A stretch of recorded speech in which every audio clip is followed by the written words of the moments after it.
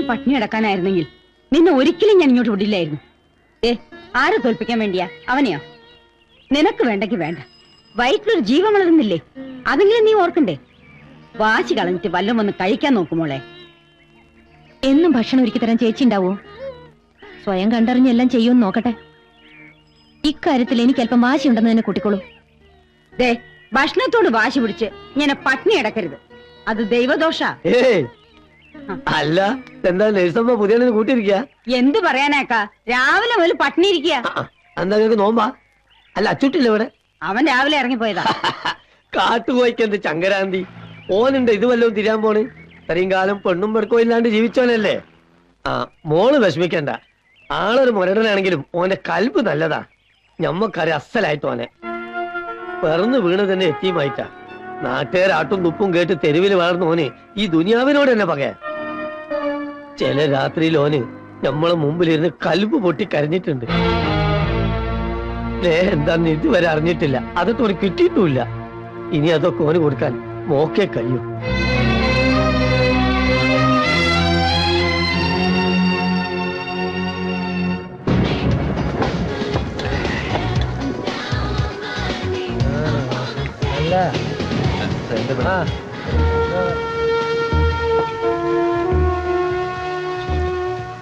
ഒരു പട്ടിയെ കൊണ്ടുവന്ന് കെട്ടിയിട്ടാ പോലും അതിനെന്തെങ്കിലും കൊടുക്കണം എന്നുള്ള വിചാരം ആർക്കും ഉണ്ടാവും.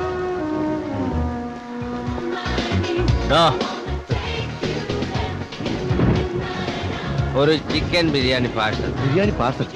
ആ ശരി.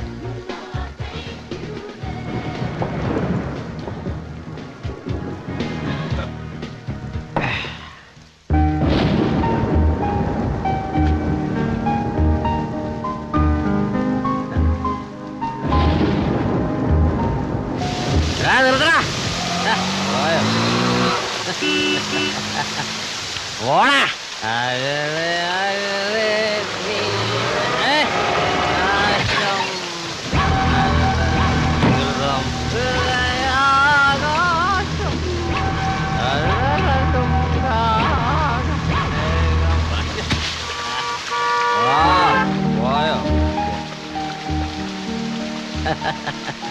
ഒരു ബിരിയാണി മേടിച്ചുകൊണ്ട് തരാന്ന് വെച്ചപ്പോ അതിങ്ങനെയായി. നിനക്ക് ബിരിയാണി തിന്നാനുള്ള യോഗം ഇല്ലടി പെണ്ണേ.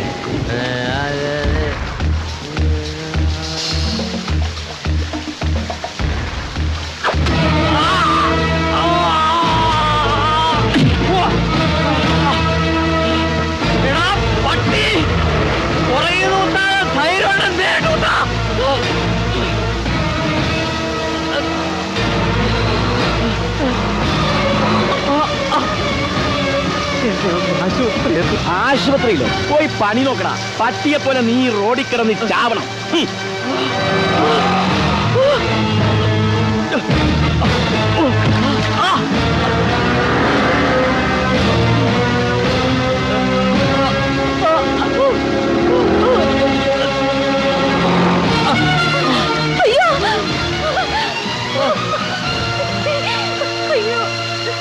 എന്ത് പറ്റി? അയ്യോ, ആരാ ഇത് ചെയ്തത്?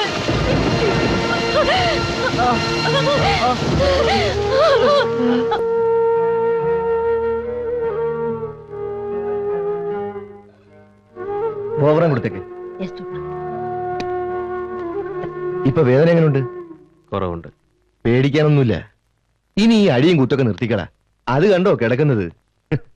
ഒരു കാലത്ത് ചമ്പക്കര മുഴുവൻ വിറപ്പിച്ച വലിയ റൗഡിയാ ചമ്പക്കരപ്പല്ലി.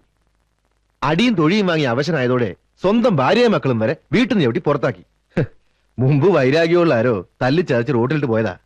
ആരും നോക്കാനില്ലാതെ അനാഥപ്രേതം പോലെ കിടക്കുക. എങ്ങനുണ്ട്?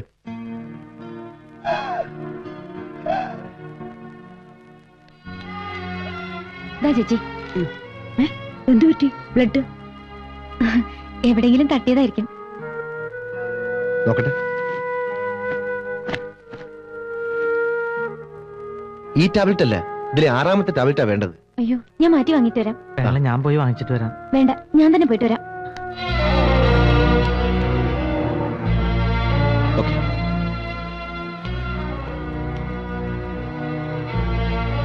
അച്ചുട്ടി, ഈ പുണ്യം ചെയ്തവനാണെന്ന് ഞമ്മക്കിപ്പോ മനസ്സിലായി. അല്ലെ സിന്ധുവിനെ പോലത്തെ ഒരു പെണ്ണിനെ അണുക്ക് കിട്ടൂല. അച്ചൂട്ടിയെ ഉപദേശിക്കാൻ ഞാൻ ആരുമല്ല. എന്നാലും പറയാ, ഇനിയെങ്കിലും നല്ല രീതിയിലൊക്കെ ജീവിക്കാൻ നോക്കണം. ഒരു ജന്മം മുഴുവനും അനുഭവിച്ചു തീർക്കാനുള്ള ദുഃഖവും വേദനയും ഈ പ്രായത്തുള്ളിൽ അവൾ അനുഭവിച്ചു കഴിഞ്ഞു. ഇനി അവളുടെ ജീവിതം അച്ചൂട്ടിയുടെ കയ്യിലാ.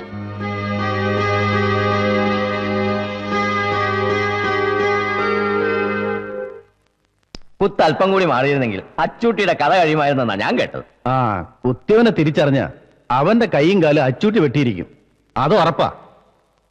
ആ പിന്നെ സാർ, എന്റെ ട്രാൻസ്ഫറിന്റെ കാര്യം എന്തെങ്കിലും ഉടനെ ചെയ്തില്ലെങ്കിൽ എന്നെ കാസർഗോഡ് തന്നെ സ്ഥിരമാക്കും. അപ്പോട്ടെന്നേരെ തിരുവമ്പാടിയെ വിളിച്ച് ഈ കാര്യം പറഞ്ഞില്ലായിരുന്നു? പറയാൻ അയാളെ കിട്ടിയിട്ടുണ്ട്. എപ്പോ വിളിച്ചാലും പുറത്തു പോയി മീറ്റിങ്ങിന് പോയി എന്നൊക്കെയാ മറുപടി. ആഭ്യന്തരമന്ത്രി ആയതിനു ശേഷം പുള്ളി ഭയങ്കര ബിസിയാണെന്നാ വെപ്പ്. അതെ അതെ, തിരുവമ്പാടി എന്റെ ട്രാൻസ്ഫറിന്റെ കാര്യത്തിൽ എന്തെങ്കിലും ചെയ്യുമെന്ന് എനിക്കൊരു വിശ്വാസമില്ല. ആ ആഭ്യന്തരമന്ത്രി ആയ ശേഷം ആളാകെ മാറിയിരിക്കുക. ഛേ, തിരുവമ്പാടി അത്തരക്കാരനാണെന്ന് ഞാൻ വിശ്വസിക്കുന്നില്ല. ആ ഏതായാലും ഇന്ന് രാത്രി തന്നെ ഞാൻ തിരുവമ്പാടി വിളിക്കാം. ഓ ആ സേൽ സാറേ, ഇങ്ങോട്ട് ട്രാൻസ്ഫർ ആയി വരുന്ന പുതിയ CI എന്നെ പോലെയല്ല. ആള് വളരെ സ്ട്രിക്റ്റാ. പോലീസ് ഡിപ്പാർട്ട്മെന്റിന് തലവേദന ഉണ്ടാക്കാൻ വേണ്ടിയുള്ള ഒരു ജന്മം. കുട്ടനാട്ടുകാരൻ കുഞ്ഞുമത്തായുടെ മകൻ ജോയി മാത്യു. എത്ര നേരം പറയുന്നത്? എടുത്ത് മാറ്റോ. താൻ തന്നെ ജോലി നോക്കണോ? പറയുന്നത് കേൾക്കണ നല്ലത്. ഒന്ന് പോടോ. പറഞ്ഞില്ലേ സാറേ, സാറ് പോ.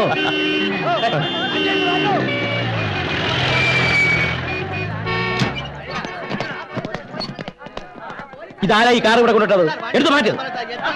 നിങ്ങളുടെ കാറാണോ? കാറ് ഞങ്ങളേതല്ല, മേഡത്തിന്റെതാ. കാർ ഇവിടെ കൊണ്ടിട്ടിട്ട് അവരെങ്ങോട്ട് പോയി? വിളിക്കവരെ. മേഡം ഓഫീസിലാരെ കാണാൻ പോയിരിക്കുക. ഇപ്പൊ വരും. ആക്സിഡന്റ് പറ്റിയ ഒരു സ്ത്രീ ഗുരുതരാവസ്ഥയിൽ ഇതിനിടയിൽ പെട്ടിരിക്കുക. ആ വിവരം അറിഞ്ഞിട്ടാ ഞാൻ വന്നിരിക്കുന്നത്. അവരെ എത്രയും പെട്ടെന്ന് ഹോസ്പിറ്റലിൽ എത്തിക്കണം. ഉടനെ വണ്ടി എടുത്ത് മാറ്റാൻ പറയണം. മാഡം ഇവിടെ വരാതെ ഞങ്ങൾക്ക് ഒന്നും ചെയ്യാൻ പറ്റില്ല. CI ജോയി മാത്യു സാർ ഇപ്പൊ വരും. സാറ് വന്ന പ്രശ്നം വഷളാവും. ഓ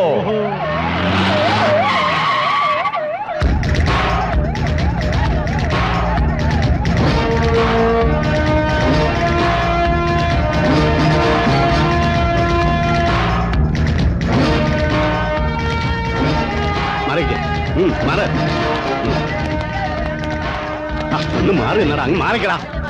സാർ, ആ ആക്സിഡന്റ് ആയ സ്ത്രീയെ നിങ്ങൾ ഹോസ്പിറ്റലിൽ എത്തിച്ചോ? ഇല്ല സാർ, വണ്ടി എടുക്കാൻ പറ്റുന്നില്ല. എടോ, അവരെ ആ വണ്ടിയിൽ നിറക്കി വേറെ ഏതെങ്കിലും വണ്ടിയെ കയറ്റി ഹോസ്പിറ്റലിൽ എത്തിക്കാൻ പാടില്ലായിരുന്നു. പോലീസും പറഞ്ഞൊരു തൊപ്പിയും വെച്ചോണ്ട് നിൽക്കുക. എവിടെ അവര്? അവിടെയാണ് sir. Come on.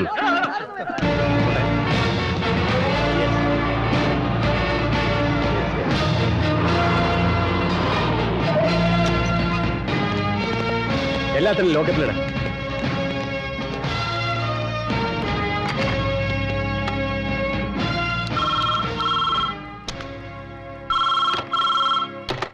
Yes, Joy Mathew here. Sir. എന്താണോ താനോടെ കാട്ടിക്കൂട്ടുന്നത്? എന്താ സാർ? താൻ ആ ദേവയാനിയെ കസ്റ്റഡിയിൽ എടുത്തോ? ഉവ്വ സാർ. അവരെന്താണ് ചെയ്തതെന്ന് സാറിന് അറിയാമോ? എല്ലാം എനിക്ക് അറിയാമോ. അവള് കാരണം കേരളം മുഴുവൻ ട്രാഫിക് ജാം ആയിട്ടുണ്ടാവും. ആകട്ടടോ, താനാ പെണ്ണും പിള്ളേ വേഗം അങ്ങ് ഇറക്കി വിട്ടേരെ. സാർ, അവരെ ഉടനെ ഇറക്കി വിട്ടാൽ ഡിപ്പാർട്ട്മെന്റിന് തന്നെ അപമാനമാണ്. എടോ, ഹോം മിനിസ്റ്റർ നേരിട്ട് വിളിച്ച് പറഞ്ഞിരിക്കുക ഉടനെ അവരെ റിലീസ് ചെയ്യണമെന്ന്. സാർ, നമ്മൾ കഷ്ടപ്പെട്ട ഓരോ കേസുകൾ പിടിച്ചുകൊണ്ട് വരും. പ്രതികൾ സ്റ്റേഷനിൽ എത്തുന്നതിന് മുമ്പ് മോളിൽ നിന്ന് ഉത്തരവ് വരും ഉടനെ വിട്ടേക്കാൻ. പിന്നെ എന്തിനാണ് സാർ നമ്മൾ ഈ കാക്കിക്കുപ്പായിട്ടുണ്ട് നടക്കുന്നത്? ഈ വേഷം വലിച്ചെറിഞ്ഞ് വേറെ വല്ല പണിക്കും പോണോ അല്ലേ സാർ നല്ലത്? താനേ ഞാൻ പറഞ്ഞത് കേട്ടാ മതി. തിരുവമ്പാടിക്കായലിൽ ഊത്തയും പിടിച്ചുകൊണ്ടുവന്ന വർക്കച്ചൻ എന്ന പീറച്ചെറുക്കൻ മുതലാളിമാർക്കും രാഷ്ട്രീയക്കാർക്കും പെണ്ണുകൂട്ടി കൊടുത്തു അവരുടെയൊക്കെ ആസനം നക്കിയും ഒരു സുപ്രഭാതത്തിൽ കേരളത്തിലെ ആഭ്യന്തരമന്ത്രിയായെന്ന് കരുതി സാറിനെ പോലെ ഡെഡിക്കേറ്റഡ് ആയിട്ടുള്ള ഒരു സീനിയർ ഓഫീസർ ഇങ്ങനെയൊക്കെ പറയുകയാണെന്ന് വെച്ചാൽ എനിക്ക് വിഷമമുണ്ട് സാർ. I am sorry. ഞാൻ സാർ പറഞ്ഞത് ചെയ്തേക്കാം. വെക്കട്ടെ സാർ. എടാ തോമസേ, സാർ. അപ്പോ അവളെ ഇറക്കി വിട്ടാരോ? സാർ. ഈ ടാബ്ലറ്റ് കഴിക്കുന്നതേ ക്ഷീണത്തിനൊക്കെ വളരെ നല്ലതാ. പിന്നെ രാത്രി കിടക്കാൻ നേരത്ത് ഒരു ഗ്ലാസ് പാലും കുടിക്കണം. എന്താ ബിരിയാണി? ബിരിയാണിയാ? ഈ സമയത്ത് നല്ല പച്ചക്കറികളും പഴവർഗ്ഗങ്ങളുമാണ് കഴിക്കേണ്ടത്. അതിലാണ് ആവശ്യമുള്ള വിറ്റമിൻസും കാൽഷ്യം ഒക്കെ ഉള്ളത്. അല്ലാതെ ഈ ബിരിയാണി കഴിച്ചിട്ട് എന്താ? ആ ബിരിയാണിയിൽ ഇതുപോലെ ഏതാണ്ടൊക്കെ ഉണ്ടെന്ന് നാട്ടുകാർ പറയുന്നത്. നാട്ടുകാരങ്ങനെ പലതും പറയും. നിന്റെ കുഞ്ഞിന് നല്ല ആരോഗ്യവും സൗന്ദര്യവും ഉണ്ടാവണമെങ്കിൽ നല്ല രീതിയിലുള്ള ഭക്ഷണങ്ങളൊക്കെ ഇവള് കഴിച്ചേ പറ്റൂ. അച്ചൂട്ടി, ഇവിടെ ഒരു അടുക്കളയുണ്ട്, വെച്ച് വിളമ്പി തരാൻ ഒരാളും ഉണ്ട്. അത്യാവശ്യത്തിന് കുറച്ച് പാത്രങ്ങളും കുറച്ച് സാധനങ്ങളും വാങ്ങിച്ചു കൊടുത്താലേ ഒന്നുമില്ലെങ്കിലും വായിക്ക് രുചിയായിട്ട് നിനക്കെന്തെങ്കിലും കഴിക്കാമല്ലോ. ഇതൊന്ന് ആലോചിക്കാവുന്നതാ. ഓ എനിക്ക് ഹോസ്പിറ്റലിൽ പോകുന്ന സമയം വരട്ടെ വേളെ.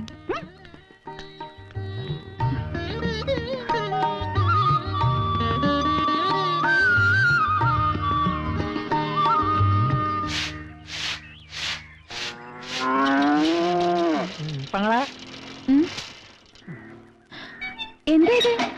ഇതല്ല ഉസ്താദ് തന്നു വിട്ടതാ, 2 ദിവസത്തേക്കുള്ളതാ. 2 ദിവസത്തേക്ക് ഇത്രയും സാധനങ്ങളോ? ഞാൻ ആദ്യം കരുത് ഉസ്താദ് എന്താ ആദ്യം കച്ചവടം ചെയ്യാൻ പോവാനാന്നാ. പിന്നീട് എനിക്ക് വിവരം മനസ്സിലായത്. ഇത് കണ്ടോ, ഇത് നിറയെ വിറ്റമിൻസാ. ABCD മുതൽ PWD വരെ ഇതിനകത്തുണ്ട്. പടവലം കൊണ്ട് വലുപ്പം കണ്ടെന്റെ പെങ്ങളെ പെരുമ്പാമ്പ് പോലെയാ. ഇത് പിടിച്ചേൻ എന്റെ അമ്മോ, ഇനിയും 2 ലോഡ് സാധനങ്ങൾ ഇറക്കാനുണ്ട്. ഇതെല്ലാം ഞാൻ അകത്ത് കൊണ്ടുവയ്ക്കാം. പെങ്ങളെന്റെ പിന്നാലെ പോലെ.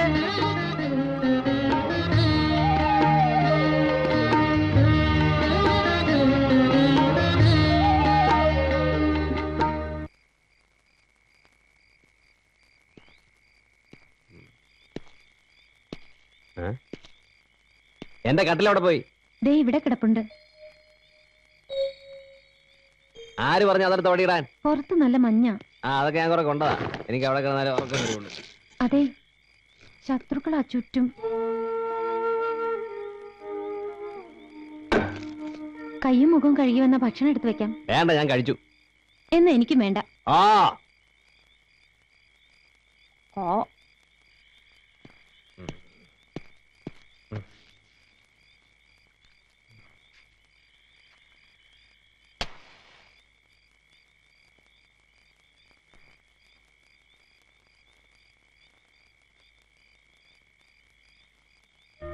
നിന്റെ കുഞ്ഞിന് നല്ല ആരോഗ്യവും സൗന്ദര്യവും ഉണ്ടാവണമെങ്കിലേ നല്ല രീതിയിലുള്ള ഭക്ഷണങ്ങളൊക്കെ ഇവൾ കഴിച്ചേ പറ്റൂ.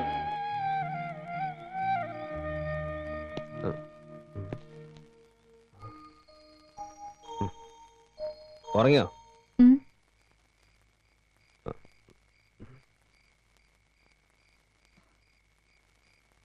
എനിക്ക് വിശക്കുന്നു.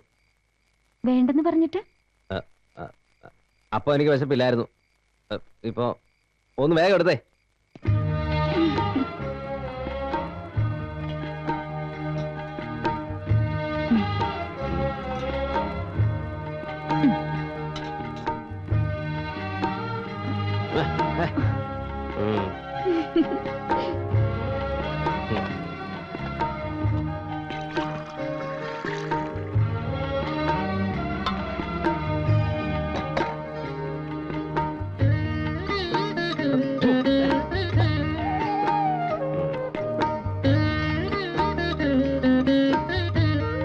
നോക്കി നിൽക്കാതെ എടുത്ത് കഴിക്കരുതോ?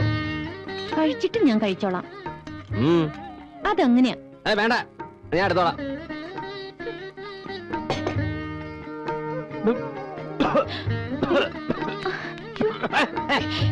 അതിനിടെ തലക്കിട്ടടിക്കുന്നു. മതി, നിർത്തി.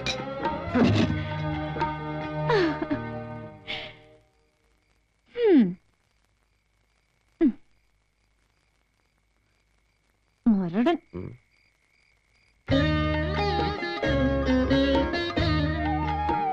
വേറെ പാത്രം ഒന്നും ഇല്ല ഇവിടെ. ഇതെങ്ങനെയാ? എന്ത് ചോദിച്ചാലും കാര്യം പറയാം. അതെങ്ങനെയാ ഇതിങ്ങനെയാ? എന്നെ കൊണ്ടൊന്നും പറയിപ്പിക്കരുത് കേട്ടോ. ഓ,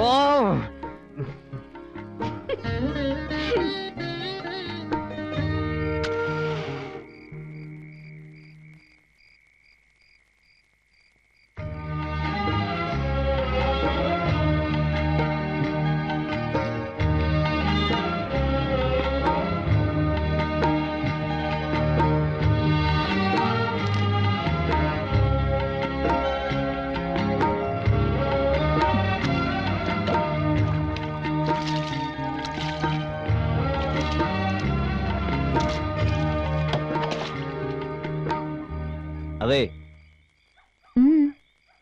നിലത്ത് കിടക്കണ്ട. കട്ടില് വേണമെങ്കിൽ അകത്തിട്ട് തരാം. വേണ്ട, ഞാൻ പായൽ കിടന്നോളാം. അല്ല, ഈ തണുപ്പ് തട്ടി കുഞ്ഞിനെന്തെങ്കിലും? കുഞ്ഞ് എന്റെ വയറ്റിലല്ലേ, ഒന്നും പറ്റില്ല. അതെ, ആ വാതിലും കിടച്ചേക്ക്. അതെന്തിനാ? പുറത്ത് കാവലുണ്ടല്ലോ.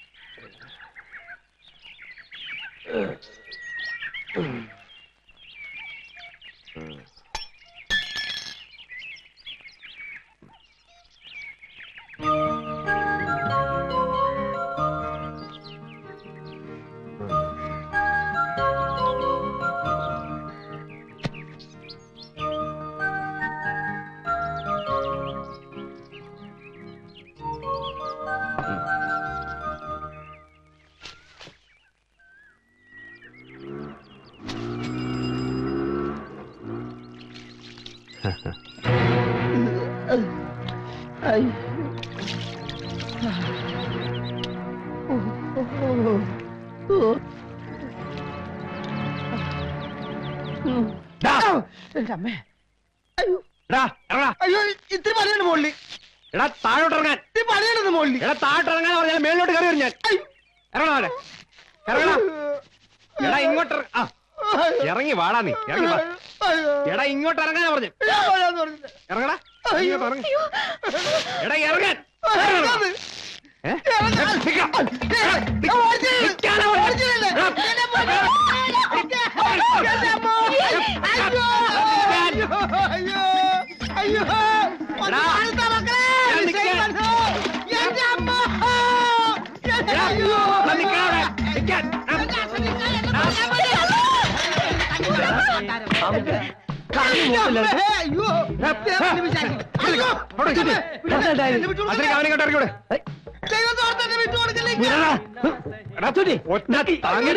എന്താ കാര്യം ഉണ്ടായിരുന്നു? കാര്യം എന്താ അവനോട് ചോദിക്കാം. എന്തായാലും ഉണ്ടായത് എന്റെ പൊന്നിക്ക ഞാൻ തെങ്ങ് കയറുന്നത് ചെത്തുകയായിരുന്നു.